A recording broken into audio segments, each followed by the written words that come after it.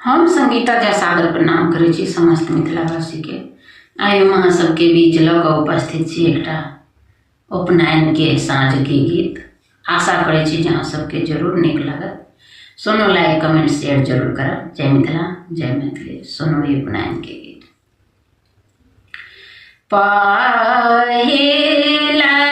साँझ संझा गेल, संझा मैया आशीष देती है। पहिला साँझ संझा गेल, संझा मैया आशीष देती है। आए जी बहुत है दुलड़ुआ बड़ुआ, लाख बड़ी सजेबो है। आए जी बहुत है दुलड़ुआ बड़ुआ, लाख बड़ी सजेबो है। दोसर साँझ संझा गेल, पितर लोक आशीष देथो है। दोसर साँझ संझा गेल, पितर लोक आशीष देथो है। आहे जी बहुत है दुलड़ुआ बड़ुआ, लाख बड़ी सजेबो है।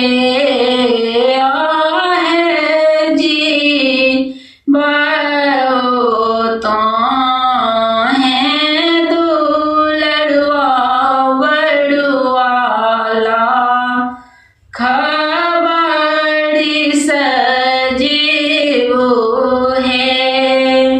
तेसर साँझ संझा गेल, गंगा मैया आशीष देती रे।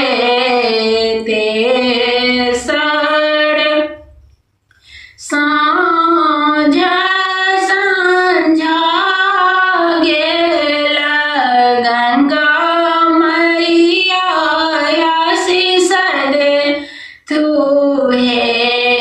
आहे जी बहुत है दुलड़ुआ बड़ुआ, लाख बड़ी सजे